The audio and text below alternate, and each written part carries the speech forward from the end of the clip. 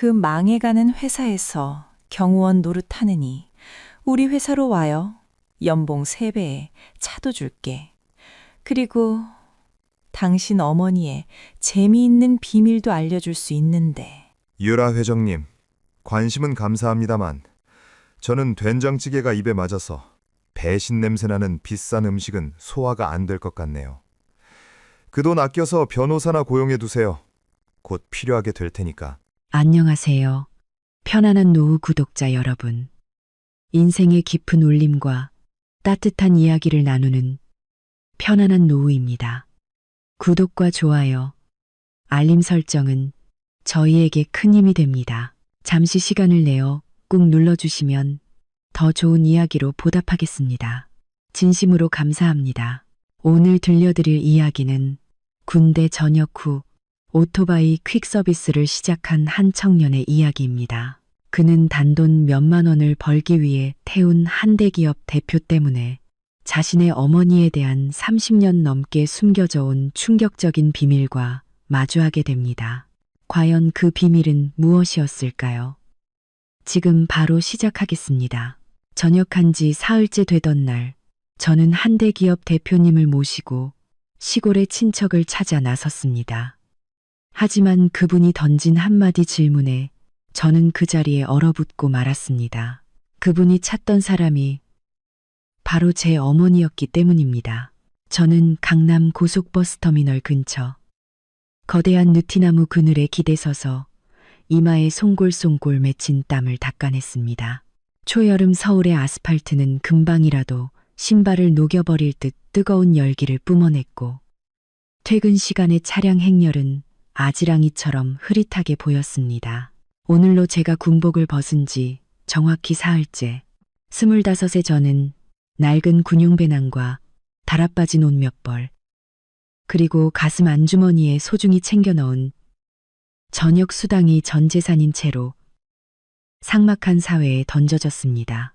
제 이름은 준수입니다. 사람들은 군대에 다녀오면 철이 들고 어른스러워진다고들 하지만 솔직히 이 거대한 도시의 치열한 경쟁 속에서 저는 길 잃은 아이처럼 막막하기만 했습니다. 철통 같던 부대의 규율, 혹독했던 특수 수색 훈련, 생사를 넘나들던 전후에는 이제 당장 먹고 사는 문제, 즉 돈 걱정 앞에서 자리를 내줘야 했습니다. 시골집에는 어머니가 아들인 저를 애타게 기다리고 계십니다. 제 어머니의 이름은 혜진. 평생을 거친 노동으로 저 하나만을 위해 살아오신 분입니다. 제가 5살 때 아버지가 돌아가시고 어머니는 마을 끝자락의 낡은 집에서 홀로 저를 키우셨습니다. 제가 군에 있는 2년 동안 어머니는 허리병이 점점 심해졌음에도 단 한 번의 신음소리 없이 죽으로 끼니를 때우며 버티셨습니다. 저는 집에 이틀 머물다 약값이라도 벌어보겠다는 생각으로 서둘러 서울로 올라왔습니다. 낡은 오토바이로 퀵서비스를 시작한 것이죠. 잠시 오토바이를 세우고 물 한 모금 마시려던 찰나 길 건너편 포장마차에서 우르르 몰려온 사내들이 저를 향해 다가왔습니다. 선두에는 검게 그을린 피부에 팔뚝 가득 용문신을 한 거구의 남자가 있었습니다. 그의 뒤로는 험상궂은 인상의 청년 서너 명이 당장이라도 저를 잡아먹을 듯한 눈빛으로 따라붙었습니다. 이 구역을 장악한 퀵서비스 조폭들이었습니다. 며칠간 저는 일부러 그들의 구역을 피해 멀리서 일했지만 제 존재 자체가 그들에게는 눈엣 가시였나 봅니다. 거구의 남자가 턱을 치켜들며 걸걸한 목소리로 말했습니다. 어이, 신입, 여기 룰도 모르고 장사해? 어디서 굴러먹던 놈이야. 저는 옷깃을 여미며 최대한 침착하게 그리고 공손하게 대답했습니다. 형님들, 시골에 계신 어머니 약값 좀 벌려고 잠시 일하는 겁니다. 이 나무 그늘에서 잠시 쉬는 것뿐이니 형님들 일 뺏을 생각 없습니다. 거구의 남자는 코웃음을 치며 제게 다가와 술과 담배 냄새가 뒤섞인 숨을 내뿜었습니다. 일을 하려면 자릿세를 내야지. 여기서 계속 일하고 싶으면 50만 원 내놔. 보호비라고 알지? 돈 없으면 꺼지든가. 우리 손 더러워지기 전에 50만 원. 그들에게는 하룻밤 술값일지 모르지만 저와 어머니에게는 어머니의 한 달치 약값이자 모든 생계비였습니다. 주먹이 절로 쥐어졌지만 이성을 붙잡고 참아야 했습니다. 문제를 일으키고 싶지 않았습니다. 정말 돈이 없습니다, 형님. 한 번만 봐주십시오.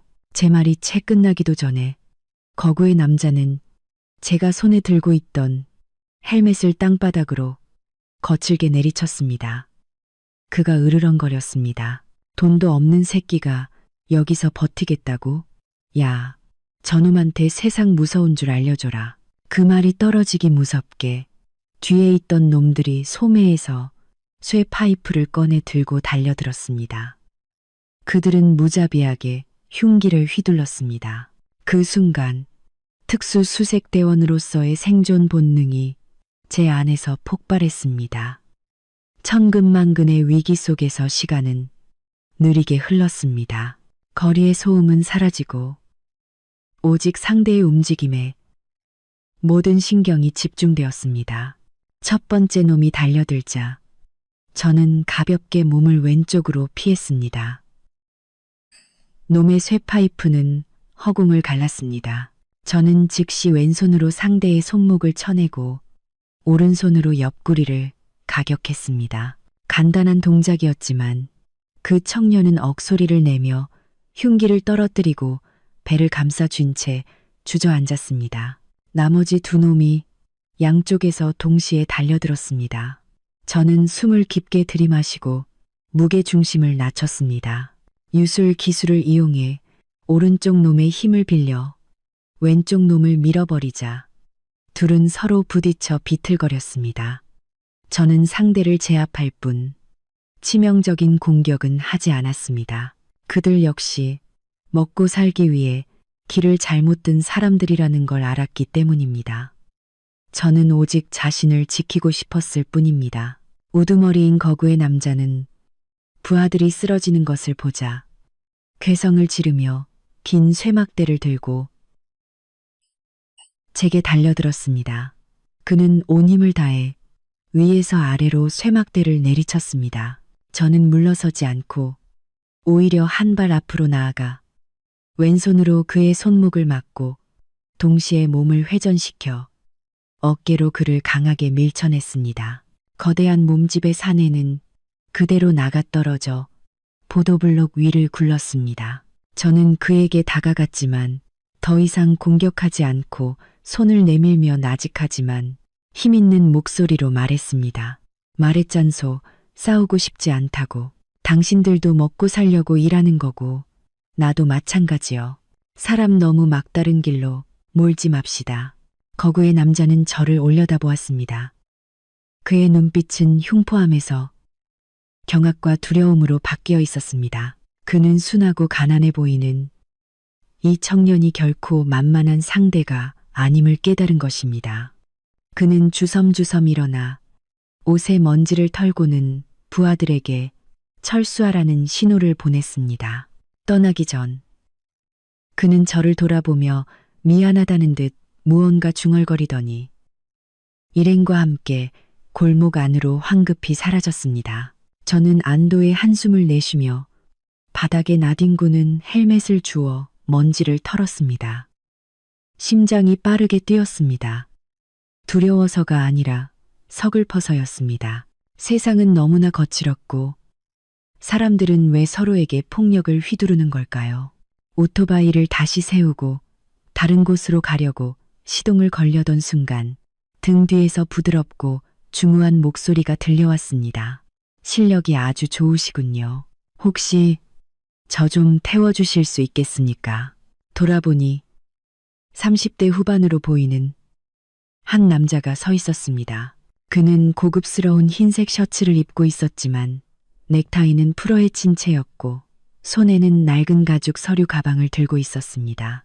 어딘가 모르게 그의 세련된 외모와는 어울리지 않는 모습이었습니다. 그의 얼굴에서는 지적인 강인함이 느껴졌지만 두 눈에는 깊고 아련한 슬픔이 담겨 있었습니다. 저는 잠시 망설이며 물었습니다. 어디까지 가시는데요? 제 오토바이가 좀 낡아서 승차감이 좋지 않을 겁니다. 남자는 희미하게 미소 지었습니다. 그 미소는 이상하리만치 따뜻했습니다. 괜찮습니다. 오토바이가 시원해서 더 좋습니다. 강원도 정선군 와이리로 가주세요. 요금은 평소의 2배로 드리겠습니다. 강원도 정선군 와이리라는 지명을 듣는 순간 저는 깜짝 놀랐습니다. 그곳은 바로 제 고향, 어머니가 살고 계신 곳이었습니다. 300km가 넘는 먼 거리였습니다. 거기는 왜 가십니까? 아주 외진 시골이라 길도 험한데요. 저도 모르게 호기심에 차 물었습니다. 남자는 한숨을 쉬며 해가 저물어가는 수평선을 멀리 바라보았습니다. 가족을 찾으러 갑니다. 제 인생 전체를 빚진 아주 중요한 분입니다. 그의 진실되고 간절해 보이는 표정에 저는 고개를 끄덕였습니다. 네, 타세요. 마침 저도 고향에 가는 길이니 기름값만 받겠습니다. 2배는 안 주셔도 됩니다. 저는 그렇게 말하고 그에게 헬멧을 건넸습니다. 남자는 제 등 뒤에 올라탔습니다. 낡은 오토바이는 시끄러운 소리를 내며 도시의 소음과 먼지를 뒤로하고 평화로운 시골을 향해 달리기 시작했습니다. 가는 내내 저녁바람이 귓가를 스쳤습니다. 뒷자리에 손님은 말이 거의 없었습니다. 가끔 길가의 풍경에 대해 무심한 듯 몇 마디 물을 뿐이었습니다. 하지만 백미러를 통해 본 그의 모습은 초가집과 황금빛으로 물든 눈을 보며 이상할 정도로 깊은 감동에 젖어 있었습니다. 저는 그 남자가 왠지 낯이 익다고 생각했습니다. TV나 신문에서 본 것 같았습니다. 그의 품위 있는 모습은 어디서나 눈에 띌 법했습니다. 그는 제가 부대에서 경제 뉴스 시간에 봤던 한 대기업의 젊은 대표와 똑같이 생겼습니다. 그렇게 부유하고 권력 있는 사람이 왜 제 가난한 고향 마을까지 오토바이를 타고 와서 가족을 찾는 걸까요? 마을 어귀에 도착했을 때 하늘은 이미 어둑해져 있었습니다. 익숙한 아궁이 연기 냄새, 멀리서 들려오는 개 짖는 소리, 찌르레기 우는 소리에 제 마음은 차분해졌습니다. 집에 돌아왔다는 안도감에 모든 피로가 사라지는 듯 했습니다. 저 안쪽으로 쭉 들어가 주세요. 오래된 감나무가 보이면 멈춰 주시고요. 남자가 제 어깨를 가볍게 두드리며 떨리는 목소리로 말했습니다. 저는 그의 말대로 했습니다. 오토바이는 울퉁불퉁한 흙길을 지나 낡은 대나무 숲을 통과했습니다. 그리고 저는 브레이크를 밟았습니다. 오토바이가 멈춘 곳은 이끼 낀 기와를 얹은 낡은 집. 감나무 그늘 아래 자리 잡은 바로 제 집 앞이었습니다. 시동을 끄고 발을 내리기도 전에 남자는 황급히 오토바이에서 내렸습니다. 그는 그 자리에 우뚝 서서 창문 틈으로 새어나오는 희미한 호롱불 빛이 비치는 낡은 집을 붉어진 눈으로 뚫어지게 쳐다보았습니다. 저는 극심한 충격에 휩싸였습니다. 심장이 가슴속에서 미친 듯이 뛰었습니다. 이 남자가 어떻게 우리 집을 아는 거지? 왜 우리 집 앞에서 저렇게 슬퍼하는 거지? 저는 헬멧을 벗고 그에게 다가가 떨리는 목소리로 물었습니다. 저기요, 여기서 누구를 찾으시는 겁니까? 여긴 제 집인데요. 남자는 저를 한 번, 그리고 집을 한 번 번갈아 보았습니다. 그의 목소리는 억눌린 감정으로 가득 차 있었습니다. 여기가 자네 집이라고? 그럼 이 집에 사는 분, 성함이 혹시 혜진이 아닌가? 저는 무의식 중에 고개를 끄덕였습니다. 네, 저희 어머니 성함이 혜진입니다. 낯선 손님은 비틀거리며 쓰러질 것 같았습니다. 그는 왼손으로 심장이 뛰는 가슴을 부여잡았고 눈물이 뺨을 타고 흘러내리기 시작했습니다. 그는 더 이상 아무 말도 하지 않고 낡은 나무 대문을 지나 마당으로 빠르게 걸어 들어갔습니다. 저는 머릿속에 수만 가지 질문을 떠올리며 황급히 그의 뒤를 따랐습니다. 저는 오토바이를 노란 호박꽃이 만발한 담벼락 구석에 세웠습니다. 어스름한 저녁 햇살 아래 어머니와 제가 사는 집은 낡고 고요한 모습이었습니다. 초라한 3칸짜리 기와집, 회벽은 벗겨져 붉은 벽돌이 드러나 있었지만 이상하게도 황량하거나 차가운 느낌은 전혀 들지 않았습니다. 민혁이라는 이름의 그 낯선 손님은 마당 한가운데에 못 박힌 듯 서 있었습니다. 그는 서둘러 안으로 들어가지 않고 솜씨 좋게 엮은 대나무 울타리부터 길게 늘어선 감나무, 그리고 낡은 멍석으로 가려진 낮은 처마까지 집 안팎을 천천히 둘러보았습니다. 도시 사람이 이런 시골집을 보면 불편해하거나 최소한 초라하다고 생각할 텐데 민혁은 달랐습니다. 그의 눈에는 동정심이 아닌 마치 위대한 예술 작품을 감상하는 듯한 경애와 감탄이 서려 있었습니다. 그는 검고 윤이 나는 마루 기둥으로 천천히 다가가 길고 하얀 손가락으로 거친 나뭇결을 부드럽게 쓰다듬었습니다. 준수 씨, 그의 목소리는 낮고 낯설게 들렸습니다. 혹시 눈치챘습니까? 이 집은 재료는 비록 보잘것없지만 그 비율이 건축학적으로 완벽에 가깝습니다.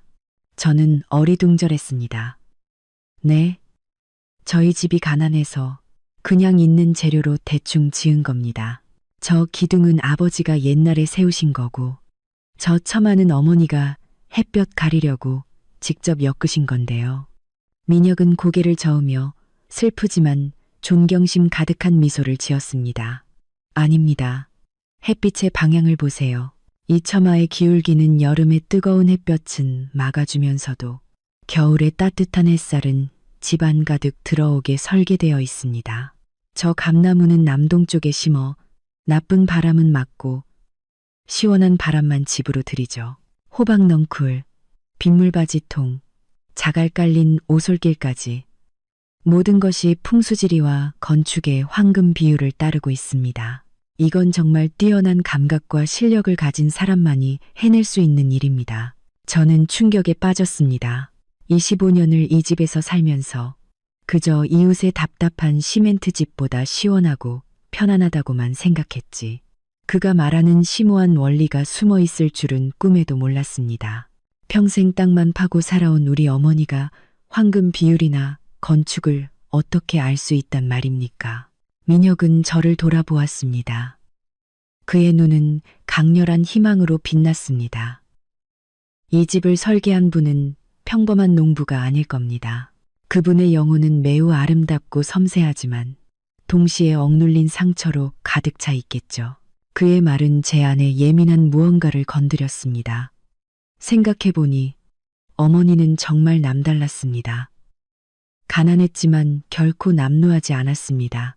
어머니의 기운 옷들은 항상 색의 조화가 잘 맞았습니다. 슬플 때면 어머니는 종종 나뭇가지로 땅바닥에 기이한 그림을 그리곤 했습니다. 어릴 때는 그냥 낙서라고 생각했지만 지금 돌이켜보면 그것들은 마치 건축 스케치 같았습니다. 무슨 일을 하시기에 그런 걸 잘 아십니까? 저도 모르게 물었습니다. 의심이 싹트기 시작했습니다. 민혁은 한숨을 쉬며 손목에 값비싼 시계를 풀어 주머니에 넣었습니다. 마치 자신의 화려한 신분을 벗어던지고 이 공간에 스며들고 싶다는 듯이 저는 건축가이자 아름다움을 파는 사업가입니다. 민혁이 슬픈 목소리로 대답했습니다. 제 아버지도 천재적인 건축가셨습니다.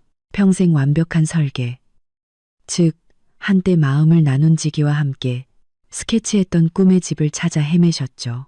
하지만 불의의 사고로 두 눈을 잃으셨고 그 설계도는 영원히 미완성으로 남았습니다. 그는 잠시 말을 멈추고 감정을 억누르려는 듯 마른 침을 삼켰습니다.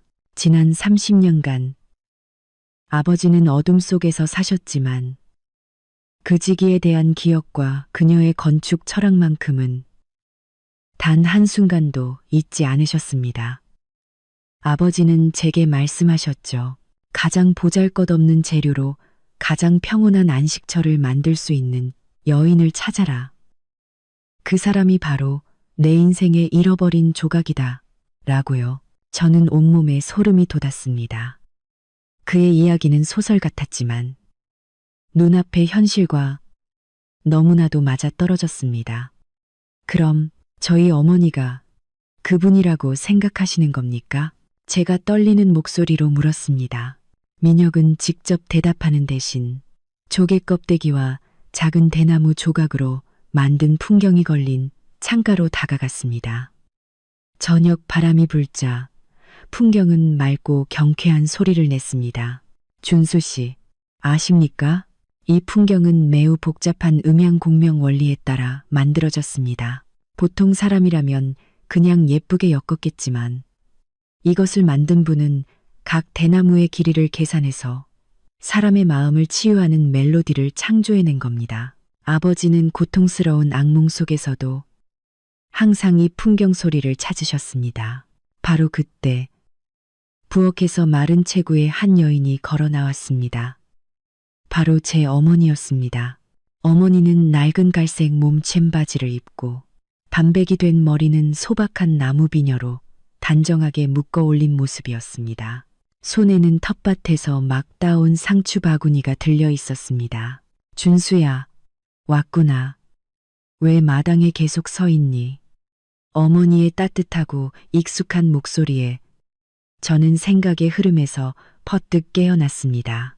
하지만 민혁은 달랐습니다. 그의 온몸이 그대로 굳어버렸습니다. 그는 어머니에게 등을 돌린 채 서 있었고 넓은 어깨는 미세하게 떨리고 있었습니다.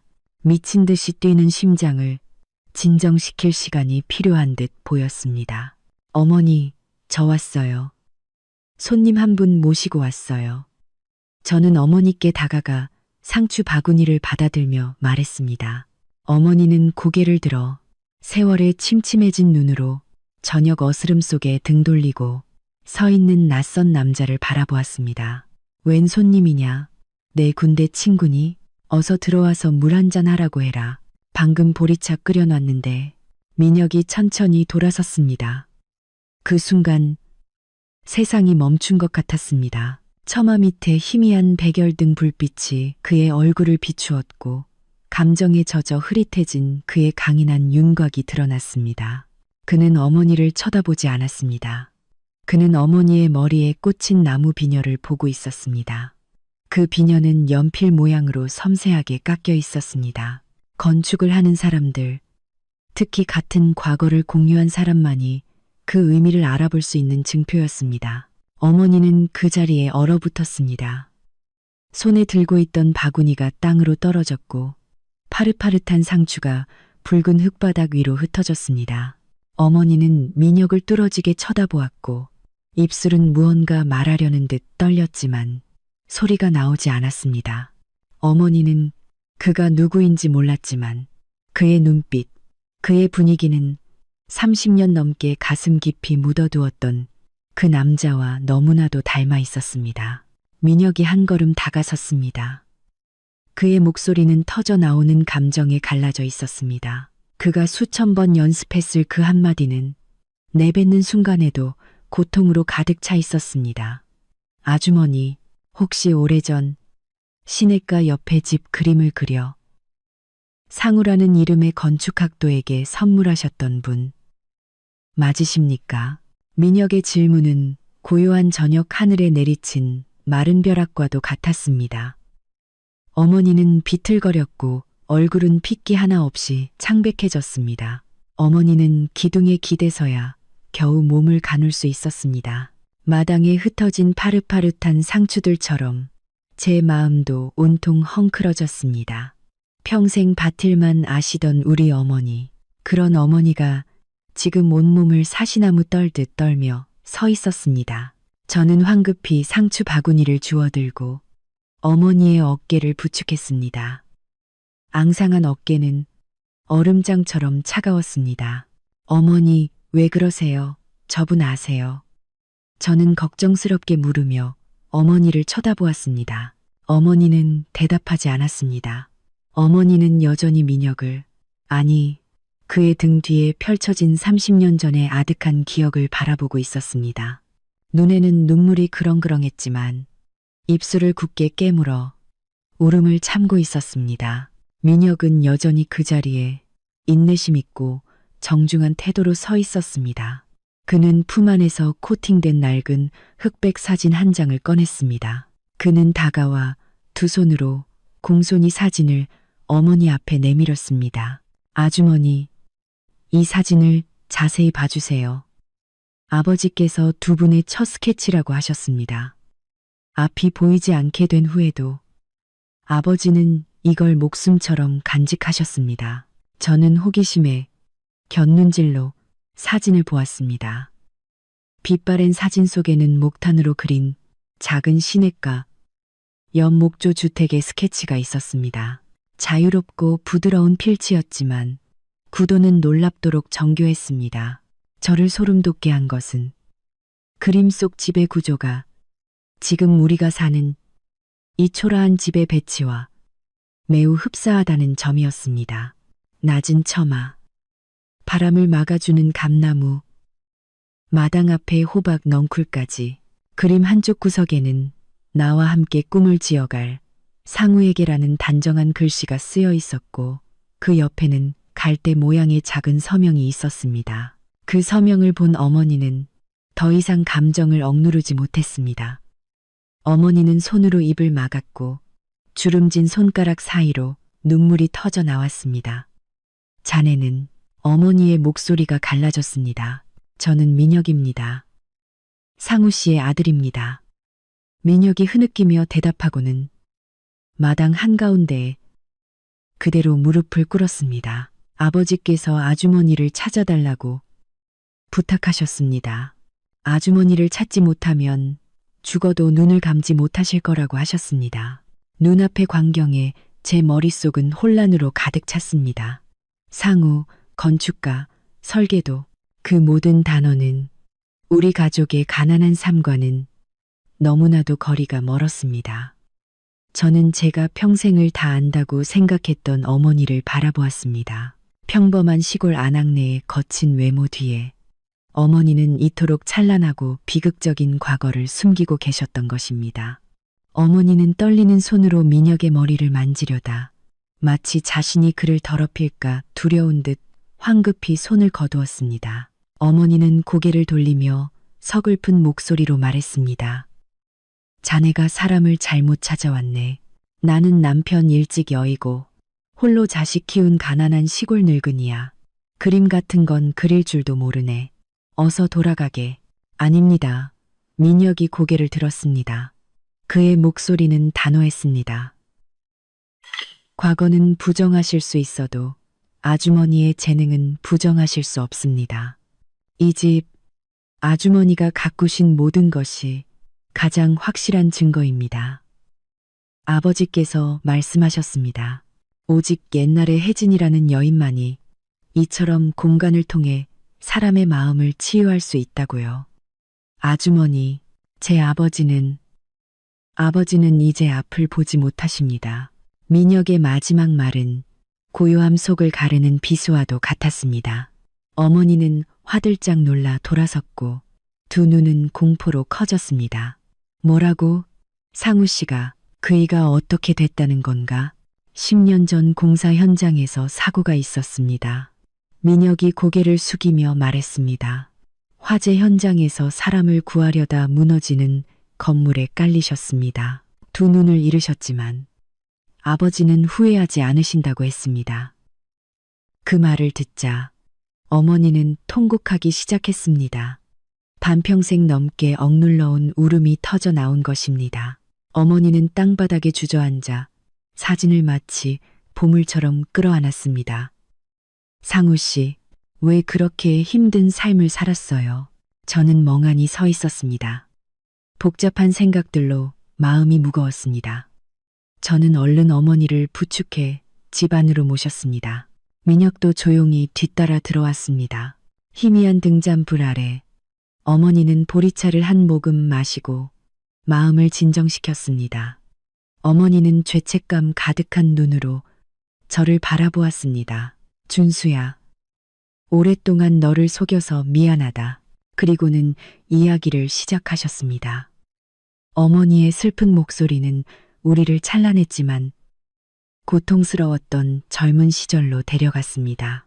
옛날 어머니는 건축학과의 재원이자 퀸이었습니다. 어머니와 상우 씨는 깊이 사랑하는 사이였고 자연과 조화를 이루는 친환경 건축에 대한 꿈을 함께 키워나갔습니다. 하지만 두 사람의 사랑은 상우 씨 집안의 극심한 반대, 그리고 경쟁사 회장의 딸인 유라라는 여자의 광기 어린 질투에 부딪혔습니다. 유라는 권력을 이용해 상우 씨 집안이 자신과 결혼하도록 압박했습니다. 내가 민혁이 너를 임신했을 때였어. 어머니는 민혁을 아픈 눈으로 바라보았습니다. 그 집안에서 나더러 아이를 지우고 떠나라고 협박했지. 그러지 않으면 네 아버지의 앞길을 완전히 막아버리겠다고 난 두려웠어. 나 때문에 네 아버지가 모든 것을 잃게 하고 싶지 않았단다. 그래서 모든 연락을 끊고 고향으로 도망쳐 온 거야. 저는 할 말을 잃었습니다. 그렇다면 민혁은 제 이부 형제였습니다. 그럼 저는요?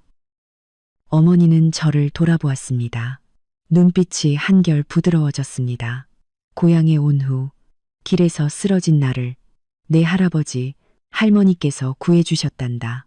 네 아버지는 몸은 좀 불편했지만 마음이 비단결처럼 고운 사람이었지. 갈 곳 없는 나를 가엾게 여겨 거두어 주었고 나는 그 은혜에 보답하고자 내 아버지와 결혼했어.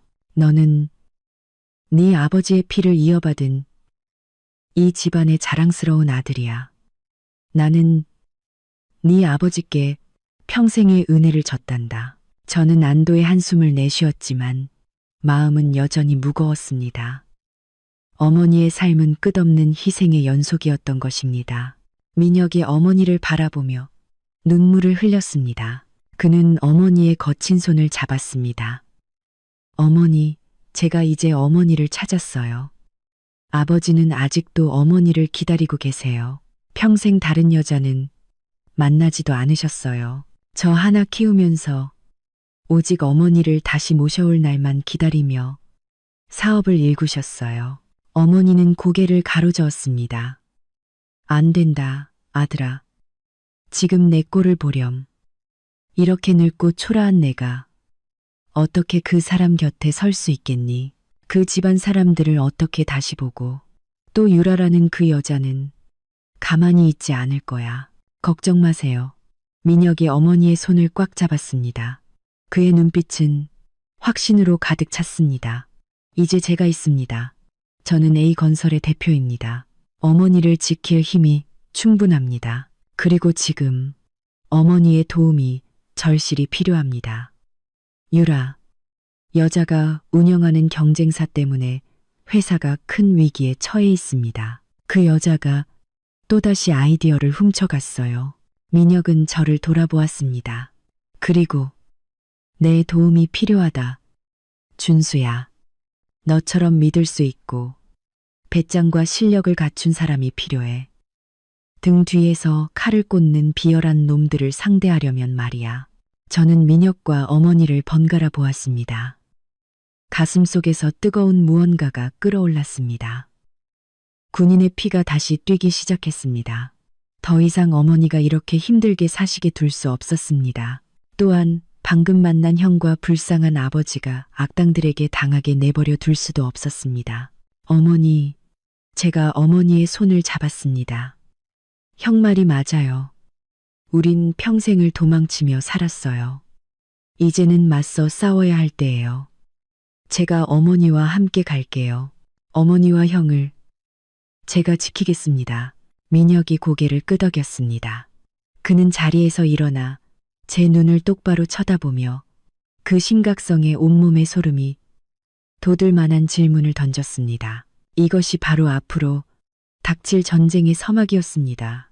준수야, 나와 함께 서울로 가서 호랑이 굴로 직접 들어가 보지 않겠나? 가장 교활하고 비열한 자들과 맞서 싸워서 우리 가족의 정의를 되찾는 일에 함께 해주겠나?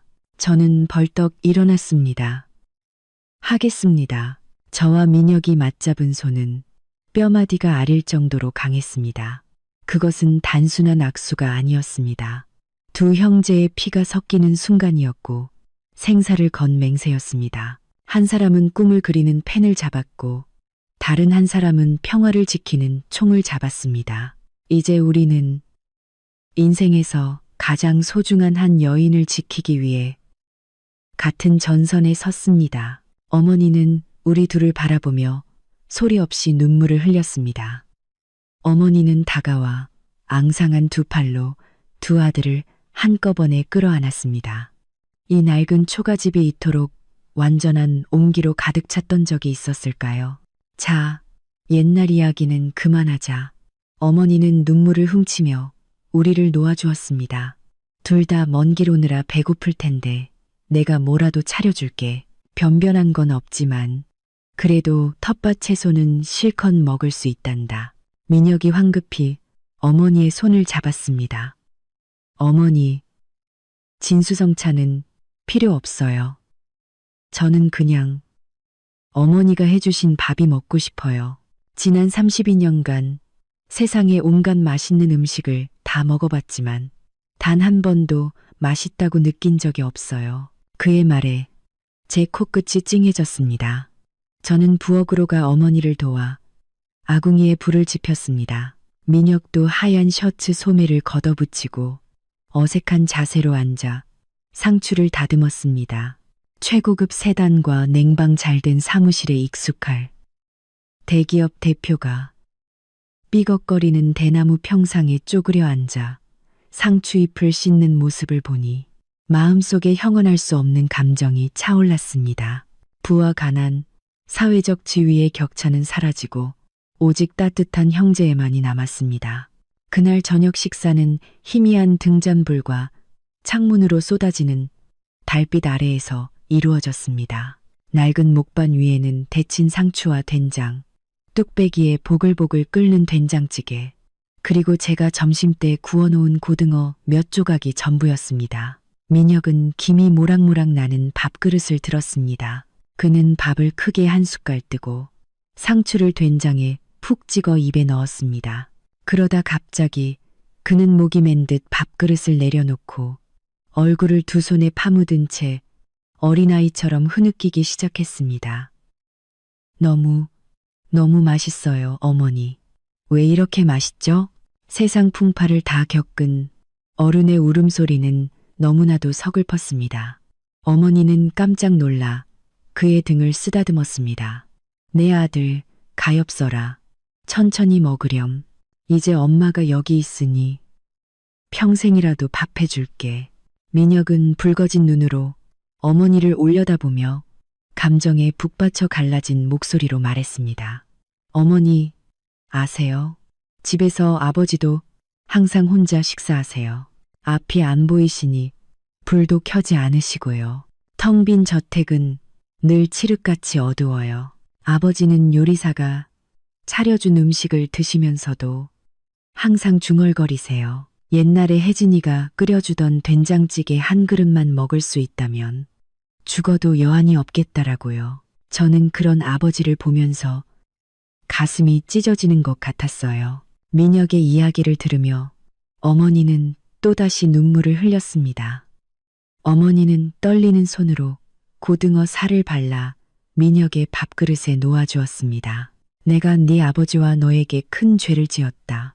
내일 너희를 따라 서울로 가마. 가서 그 사람에게 밥을 해줘야지. 이제 더는 도망치지 않을 거야. 그날 밤 우리 세모자는 마루에 앉아 보리차를 마셨습니다. 민혁이 현재 상황에 대해 자세히 설명하기 시작했습니다. 준수야, 민혁이 저를 보며 심각한 표정으로 말했습니다.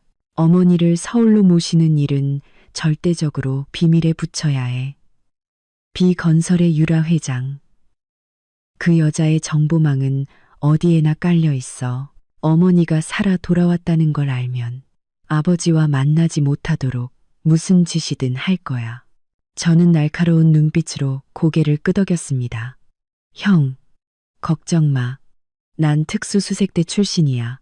미행을 따돌리고 위장하는 방법은 잘 알아. 내일 아침 큰 길로 가지 않을 거야.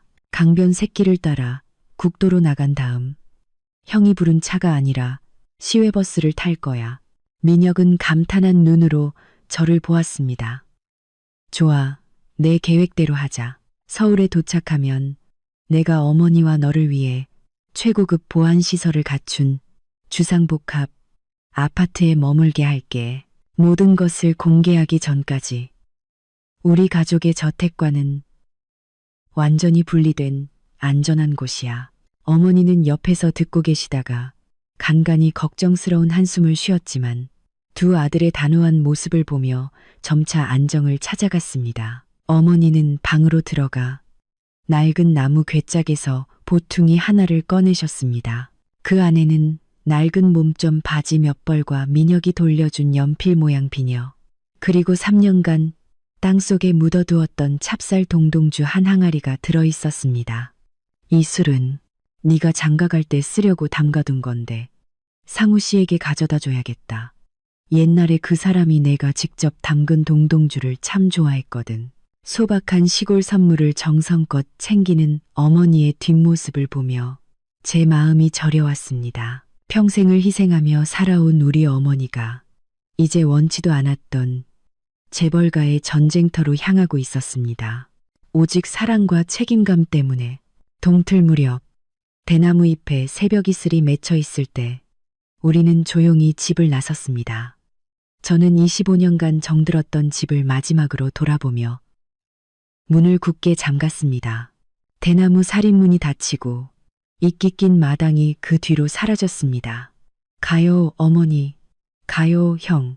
저는 배낭을 고쳐 메고 나직이 말했습니다. 민혁은 어머니를 부축했고 저는 뒤에서 주위를 경계했습니다. 세 사람의 그림자가 고요한 시골 마을의 짙은 안개 속으로 조용히 사라졌습니다. 사람들로 붐비는 시외버스를 타고 고향을 떠나는 길. 민혁은 어머니의 손을 꼭 잡고 있었고 저는 바깥쪽 자리에 앉아 끊임없이 주위를 살폈습니다.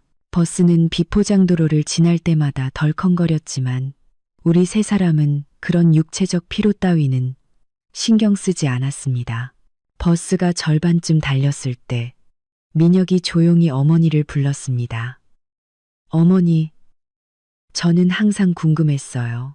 유라 회장은 왜 그토록 어머니를 증오하고 막다른 길로 몰아넣으려고 했을까요? 그 여자는 돈, 지위, 심지어 가문의 후광까지 모든 걸 가졌잖아요.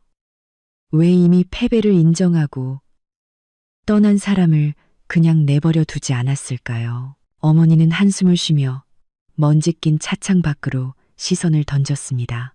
마치 30년 전의 과거를 들여다보듯 그건 그 여자가 가장 간절히 원했던 것을 단 한 번도 갖지 못했기 때문이란다. 바로 내 아버지 설계의 영혼을 말이다. 저는 앞자리에서 고개를 돌려 한마디도 놓치지 않으려 귀를 기울였습니다. 어머니는 과거 자신과 상우 씨 그리고 유라가 모두 같은 건축학과 학생이었다고 말씀하셨습니다.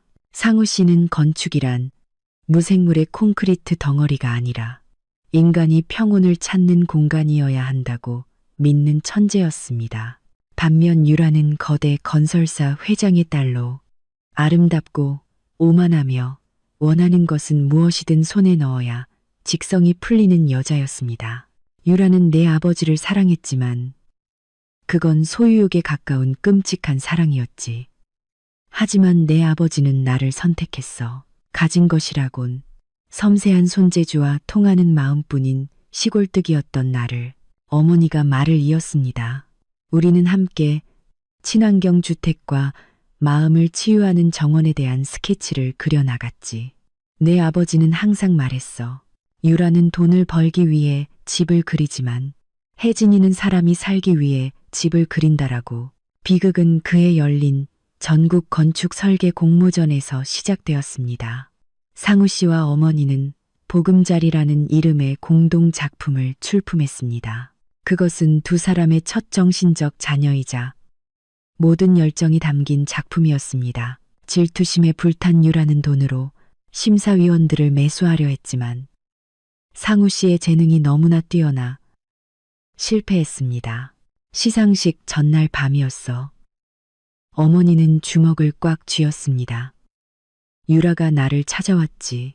그리고는 가짜 진단서를 내밀며 내가 전염병에 걸렸다고 허위 사실을 퍼뜨려 퇴학시키겠다고 협박했어. 동시에 내 아버지가 계속 나를 만나면 자기 집안의 힘을 이용해 그의 건축가 인생을 완전히 끝장내버리겠다고 했지. 비열한 인간.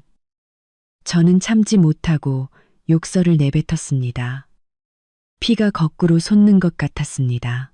민혁은 입술을 굳게 다물었습니다. 그리고요.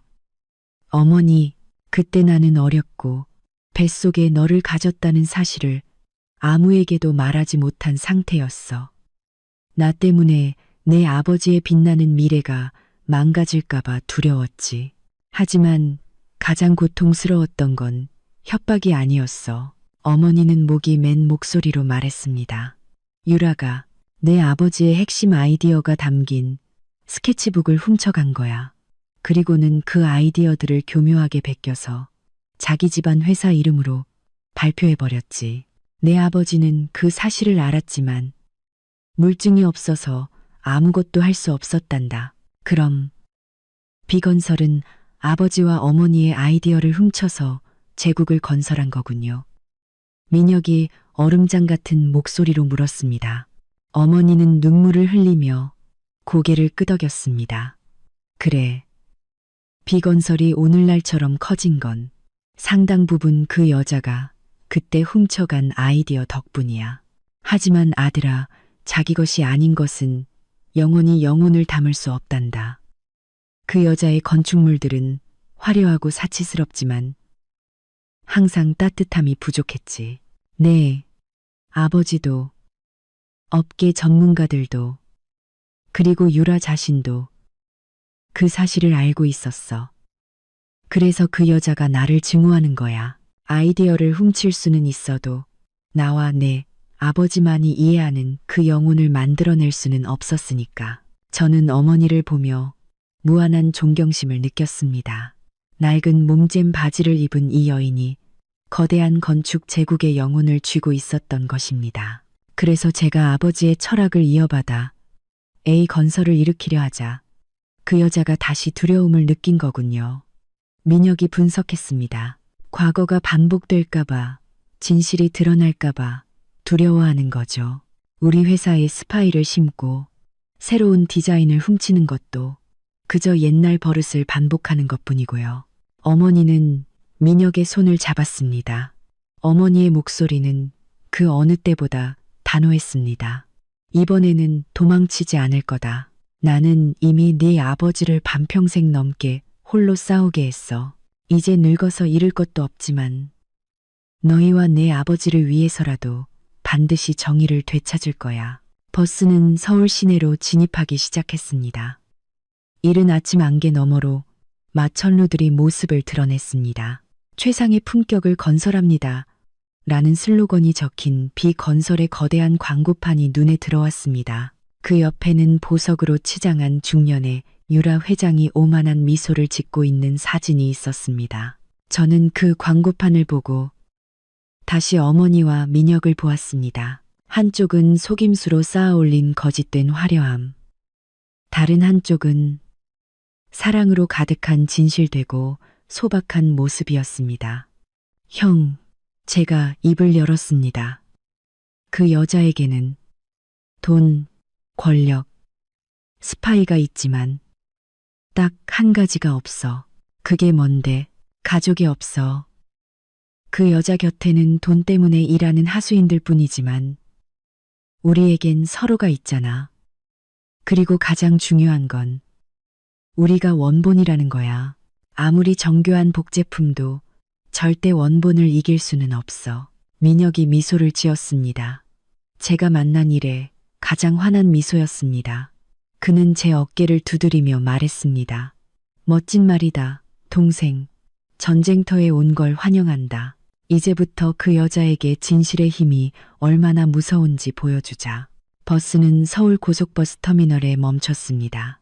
우리는 인파 속으로 걸어 들어갔습니다. 제가 앞장서서 길을 열었고 민혁은 어머니를 부축하며 뒤따랐습니다. 택시는 우리 세 사람을 외교단지 근처의 한 고급 주상복합 아파트 앞에 내려주었습니다.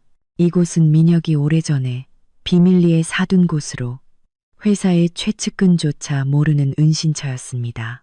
민혁이 카드키를 대자 25층의 문이 열렸고 화려한 인테리어의 펜트하우스가 눈앞에 펼쳐졌습니다.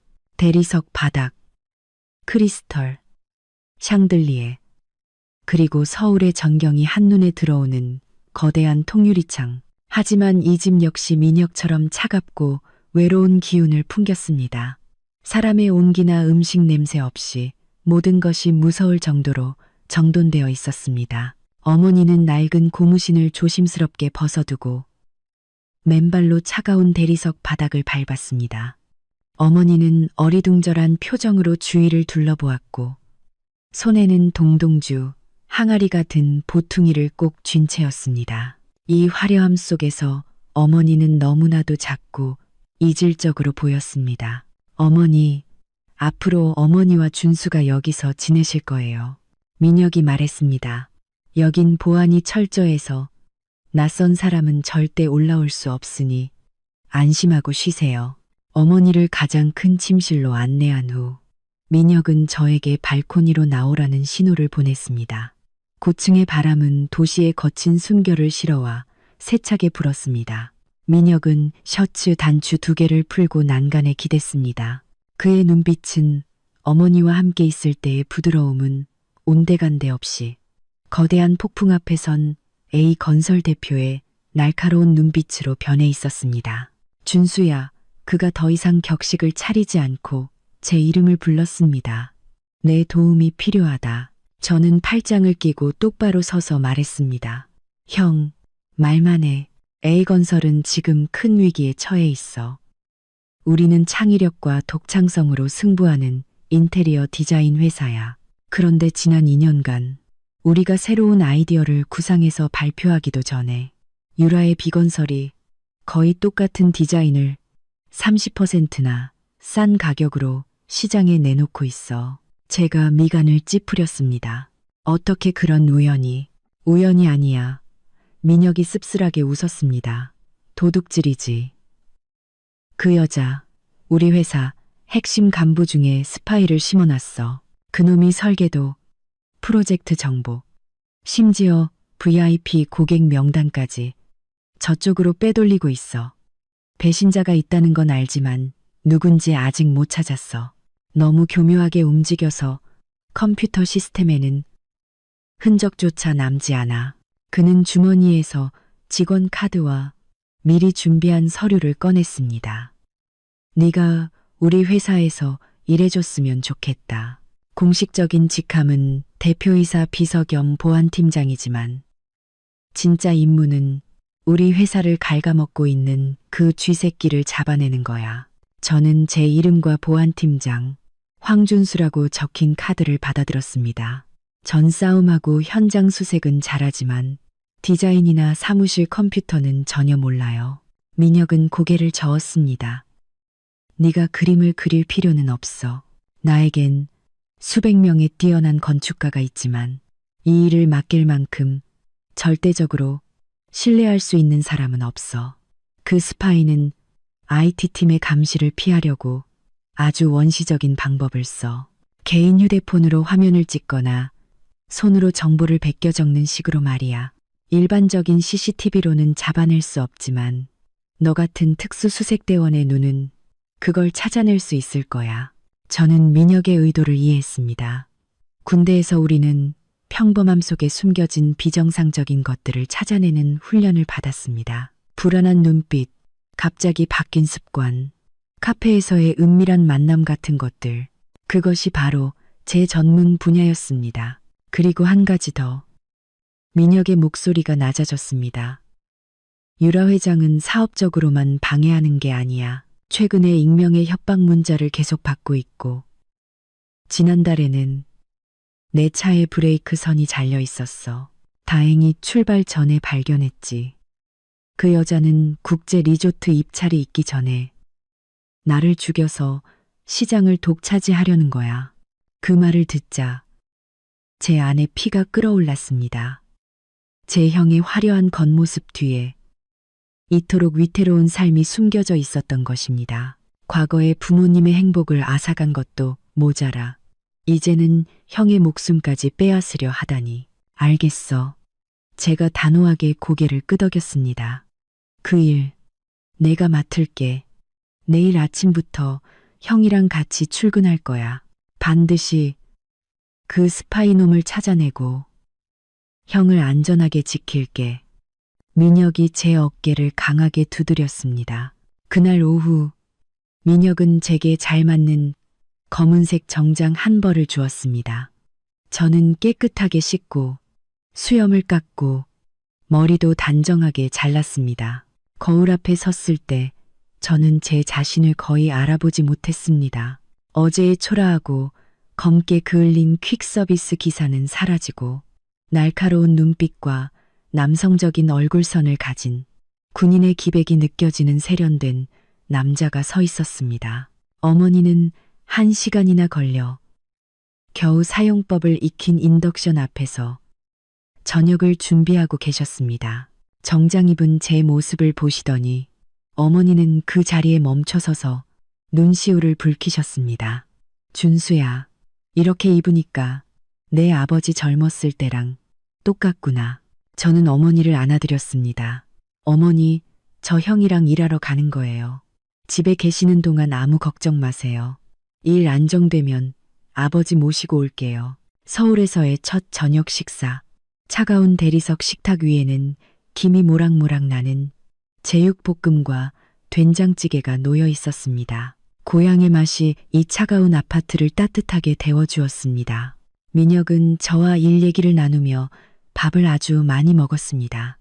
그는 제게 회사 건물 구조도와 주요 인물 명단을 보여주었습니다. 저는 군작전 지도를 외우듯 모든 것을 빠르게 머릿속에 입력했습니다. 그날 밤 저는 푹신한 침대에 누웠지만 잠을 이룰 수 없었습니다. A건설의 본사 건물은 서울 중심부에 위풍당당하게 서 있었습니다. 이토록 화려한 곳에 들어와 본 것은 처음이었습니다. 어색한 넥타이를 매만지며 안으로 들어서자 수십 명의 세련된 직원들이 민혁에게 허리 숙여 인사했습니다. 그들은 제게 호기심과 경계심이 뒤섞인 눈초리를 보냈습니다. 누구지? 경호원인가? 하는 수군거림이 들렸지만 저는 개의치 않고 모든 얼굴과 몸짓을 빠르게 훑었습니다. 적은 결코 이마에 적이라고 써 붙이고 다니지 않는다는 것을 잘 알았기 때문입니다. 주간 회의가 시작되었습니다. 저는 회의실 뒤편에 서서 방 전체를 살폈습니다. 민혁이 저를 새 보안팀장이라고 소개하자 회의실은 술렁였습니다. 금태 안경을 쓴 중년 남자가 불만 섞인 목소리로 말했습니다. 대표님, 여긴 창의력이 생명인 곳인데 이렇게 감시하는 사람이 있으면 누가 영감을 얻겠습니까? 그는 김 팀장, 회사의 크리에이티브 디렉터였습니다. 제가 한 발 앞으로 나서며 말했습니다. 김 팀장님, 예술에는 자유가 필요하지만 기업에는 생존이 필요합니다. 지난 몇 년간 우리 회사의 자유로운 아이디어들이 경쟁사 책상으로 날아갔습니다. 제 임무는 여러분의 노력이 도둑맞지 않도록 지키는 것입니다. 자신의 작품을 사랑하는 사람이라면 반대하지 않겠죠. 혹시 저는 말을 끊고 그의 눈을 똑바로 쳐다보았습니다. 이 방에 정보를 빼돌려서 이득을 보는 사람이 있는 게 아니라면요. 김 팀장은 당황한 듯 시선을 피했습니다. 회의가 진행되는 동안 저는 김 팀장의 비서인 박 대리의 수상한 행동을 포착했습니다. 그는 책상 밑에서 휴대폰을 만지작거리며 계속 회의 화면과 휴대폰을 번갈아 보고 있었습니다. 회의 내용을 실시간으로 보고하고 있는 것이 분명했습니다. 회의가 끝나고 저는 민혁에게 말했습니다. 범인은 김 팀장 혹은 그의 조수인 박대리야. 박대리가 방금 회의 내용을 밖으로 빼돌렸어. 건물 CCTV에 접근할 권한을 줘. 내가 직접 설치한 카메라로 감시해야겠어. 그날 오후 저는 회사 곳곳의 사각지대에 초소형 카메라를 설치하기 시작했습니다. 흡연구역, 탕비실 구석, 그리고 김 팀장의 사무실까지. 디자인실을 지나갈 때 박 대리가 복사기 앞에서 주위를 살피더니 서류 뭉치를 재킷 안에 급히 숨기는 것을 목격했습니다. 저는 그 순간을 휴대폰으로 촬영해 증거로 남겼습니다. 바로 그때 낯선 번호로 전화가 걸려왔습니다. 새로 온 보안팀장 황준수 씨 맞죠? 차갑지만 달콤한 여자의 목소리였습니다. 나 유라예요. 그 망해가는 회사에서 경호원 노릇하느니 우리 회사로 와요. 연봉 3배의 차도 줄게. 그리고 당신 어머니의 재미있는 비밀도 알려줄 수 있는데 그녀는 저를 회유하는 동시에 협박하고 있었습니다. 저는 차갑게 대답했습니다. 유라 회장님, 관심은 감사합니다만 저는 된장찌개가 입에 맞아서 배신 냄새 나는 비싼 음식은 소화가 안 될 것 같네요. 그 돈 아껴서 변호사나 고용해 두세요. 곧 필요하게 될 테니까. 저는 단호하게 전화를 끊었습니다. 그녀가 제게 공식적으로 선전포고를 한 것입니다. 그로부터 사흘 후 A건설을 뒤흔드는 큰 사건이 터졌습니다. 유라의 B건설이 우리가 막 완성한 호숫가 빌라 프로젝트의 디자인을 언론에 공개한 것입니다. 디자인은 99% 똑같았지만 가격은 20%나 저렴했습니다. 고객은 우리에게 아이디어 도둑이라며 계약을 취소했습니다. 민혁은 절망에 빠져 머리를 쥐어뜯었습니다. 저는 그의 어깨를 잡으며 말했습니다. 형, 진정해. 프로젝트 하나를 잃는 건 아프지만 쥐새끼를 못 잡으면 회사를 전부 잃게 될 거야. 형은 그냥 좌절한 척하고 있어. 쥐 잡는 건 내가 할게. 저는 비밀 감시 카메라 영상을 돌려보았습니다. 어제 저녁 박 대리가 사무실에 혼자 남아 민혁의 컴퓨터 화면에 떠 있는 설계도를 휴대폰으로 몰래 촬영하는 장면이 고스란히 찍혀 있었습니다. 하지만 이것만으로는 부족했습니다. 저는 거래 현장을 덮쳐야 했습니다. 다음 날 점심, 저는 박 대리를 미행했습니다. 그는 회사 근처의 한적한 카페에서 검은 헬멧을 쓴 남자와 접선했습니다. 저는 도청 장비를 이용해 그들의 대화를 녹음했습니다. 여기 호숫가 빌라 원본 파일이야. 회장님이 입금은 하셨나? 당연하지. 근데 이건 시작일 뿐이야. 다음 타겟은 국제 리조트 프로젝트다. 성공하면 20억을 주시겠대. 20억, 그 엄청난 액수에 박 대리의 얼굴이 탐욕으로 번들거렸습니다. 저는 증거를 가지고 민혁에게 돌아갔습니다. 형, 쥐새끼를 잡았어. 그리고 유라가 다음엔 뭘 원하는지도 알아냈어. 민혁은 녹음 내용을 듣고 분노했지만 저는 그를 말렸습니다. 지금 박 대리를 잡는 건 우리가 지는 거야. 우리는 이 미끼를 이용해서 유라를 잡을 거야. 형, 우리 연극 한 편 하자. 진짜 설계도와 유라에게 줄 가짜 설계도를 만드는 거야. 치명적인 함정이 숨겨진 가짜 설계도를 이게 치게, 이게 치제. 적의 계략을 역이용하는 작전이 시작되었습니다. 민혁은 사무실에서는 화려하지만 결함투성이인 가짜 리조트 설계도를 그리는 척했고 진짜 설계도는 밤마다 우리 아파트에서 어머니와 함께 만들었습니다. 아들아, 이 지역은 바닷바람이 거세니 유리벽 대신 대나무를 이용한 돛 모양의 벽을 세우는 게 어떻겠니? 어머니의 아이디어는 천재적이었습니다. 저는 회사에서 보안을 강화하며 박 대리를 압박했습니다. 그는 제 감시가 심해질수록 더 조급하고 허술해졌습니다. 마침내 우리는 박대리가 가짜 설계도를 훔쳐가도록 무대를 꾸몄습니다. 저는 박대리가 자신의 개인 이메일로 가짜 설계도 파일을 전송하는 모든 과정을 비밀 카메라로 녹화했습니다. 국제 리조트 프로젝트 입찰 당일 수많은 취재진과 업계 거물들이 모인 컨퍼런스 홀은 팽팽한 긴장감으로 가득했습니다. 화려한 드레스를 입은 유라 회장이 우리 앞으로 다가와 비웃었습니다. 조카님, 아버지가 눈이 멀어서 다행이네. 평생 일군 회사가 망하는 꼴은 안 봐도 될 테니. 민혁은 차갑게 응수했습니다. 걱정해 주셔서 감사합니다. 저희 아버지는 눈은 멀었어도 마음은 밝으시죠. 눈앞의 함정도 못 보고 스스로 걸어 들어가는 어떤 분과는 다르게요. 예상대로 유라의 비건설이 먼저 발표를 시작했습니다. 스크린에는 우리가 흘린 가짜 설계도가 화려한 3D 영상으로 펼쳐졌습니다.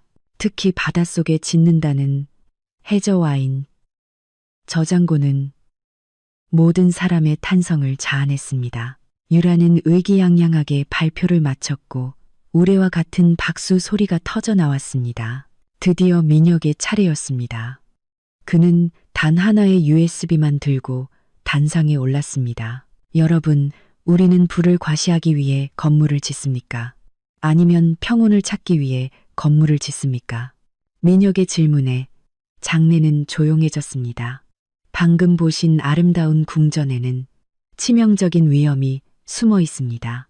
그 지역은 지반이 약해 해저 구조물을 지으면 3년 안에 붕괴할 위험이 있습니다. 민혁이 데이터와 지질 분석 자료를 화면에 띄우자 유라의 얼굴은 하얗게 질렸습니다. 그리고 이것이 A건설의 대답입니다. 민혁이 붉은 천을 걷어내자 대나무와 스마트 유리를 이용한 거대한 돛 모양의 아름다운 건축 모형이 드러났습니다. 저는 이것을 한국의 혼, 바다를 품다라고 부릅니다. 장내에서는 경탄의 소리가 터져 나왔습니다. 바로 그 순간 회의장 문이 열리고 경찰들이 들이닥쳤습니다. 저는 이미 모든 증거를 경찰에 넘긴 상태였습니다. 박 대리는 공포에 질려 도망치려 했지만 저는 단숨에 그를 제압했습니다. 끝났어. 연극은 막을 내렸다고. 궁지에 몰린 박 대리는 유라를 가리키며 모든 것을 실토했습니다. 저 여자가 시켰어요. 돈으로 나를 매수했다고요.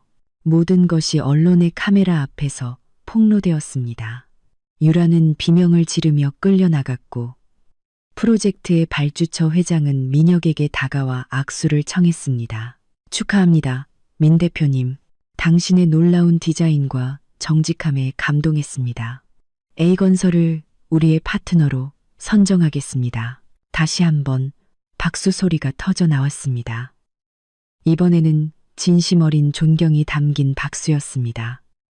민혁과 저는 수많은 사람 앞에서 서로를 힘껏 끌어안았습니다. 우리가 해냈어. 동생. 네, 형. 우리가 이겼어요. 아버지와 어머니가 정말 자랑스러워 하실 거예요. 우리는 승리자의 모습으로 회의장을 빠져나왔습니다. 민혁은 차 안에서 어머니에게 전화를 걸었습니다. 어머니, 저 민혁이에요. 저녁 준비해 주세요. 오늘 준수랑 일찍 들어갈게요. 그리고 예쁜 옷도 준비해 주세요. 오후에 아버지 모시러 갈 거예요. 전화기 너머로 30년의 기다림 끝에 터져나온 어머니의 행복한 울음소리가 들려왔습니다. 우리가 아파트에 도착했을 때 어머니는 30년 전 상우 씨가 선물했다는 낡은 비단 한복을 곱게 차려입고 우리를 기다리고 있었습니다. 얘들아, 나 이렇게 입으니 이상하지 않니? 민혁은 어머니의 손을 잡으며 말했습니다. 세상에서 가장 아름다우세요, 어머니. 아버지는 분명 이 한복을 기억하실 거예요. 상우 씨의 저택은 언덕 위에 고요하게 자리 잡고 있었습니다. 어머니는 문 앞에서 차마 발을 떼지 못했습니다. 나 너무 늙고 추해졌어. 그 사람이 실망하면 어떡하지? 아니에요. 어머니, 아버지는 마음으로 어머니를 보실 거예요. 저택 안은 어두웠고 상우 씨는 낡은 소파에 홀로 앉아 있었습니다. 발소리를 듣고 그가 고개를 들었습니다. 민혁이냐, 혹시 혜진이 소식은? 그는 차마 말을 잇지 못했습니다. 민혁이 아버지 곁에 무릎을 꿇었습니다. 아버지, 저 이겼어요. 그리고 아버지와의 약속도 지켰습니다. 어머니가 조심스럽게 안으로 들어섰습니다. 공기 중에 퍼지는 은은한 계피향. 상우 씨의 온몸이 굳어졌습니다. 그는 천천히 검은 안경을 벗었고 초점 없는 두 눈에서 뜨거운 눈물이 흘러내렸습니다. 이 향기, 그의 목소리가 부서졌습니다. 혜진, 당신, 맞소? 어머니는 더 이상 참지 못하고 그에게 달려가 무릎을 꿇고 그의 다리를 끌어안았습니다. 네, 저예요. 상우 씨, 제가 돌아왔어요. 두 사람은 서로를 부둥켜 안고 30년의 세월을 뛰어넘어 오열했습니다. 저와 민혁은 그 모습을 보며 조용히 눈물을 훔쳤습니다. 그날 밤 10년 만에 저택의 모든 불이 켜졌습니다. 어머니는 손수 된장찌개를 끓였고 우리는 모두 식탁에 둘러 앉았습니다. 앞을 보지 못하는 상우 씨를 위해 어머니는 정성껏 생선 가시를 발라주었습니다. 저는 깨달았습니다. 세상에서 가장 위대한 건축은 수천억짜리 리조트가 아니라 바로 가족이라는 것을. 희생이라는 기초 위에 신뢰라는 벽을 쌓고 사랑이라는 지붕을 얹은 집. 그로부터 1년 후 설날 아침이 밝았습니다. 차갑던 저택은 이제 웃음소리와 맛있는 음식 냄새로 가득 찼습니다.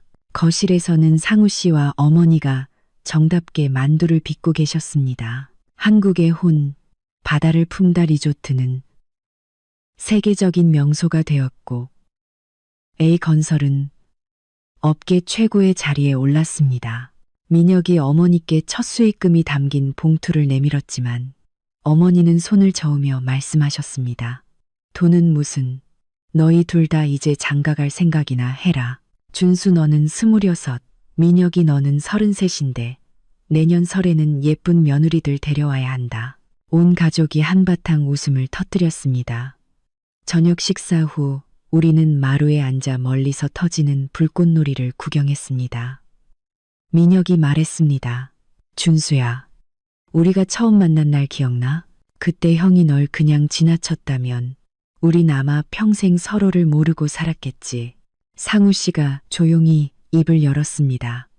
그게 바로 인연이란다. 세상은 공평해서 악이 잠시 이기는 것처럼 보여도 마음속에 빛을 간직하고 기다리면 반드시 새벽은 온단다. 그는 어머니의 손을 꼭 잡았습니다. 돌아와줘서 고맙소. 혜진, 당신 덕분에 내 어두운 세상이 다시 빛을 보게 되었소. 어머니는 아버지의 어깨에 머리를 기댔습니다. 밤하늘에 피어나는 화려한 불꽃이 우리 가족의 눈 속에서 반짝였습니다. 저는 깨달았습니다.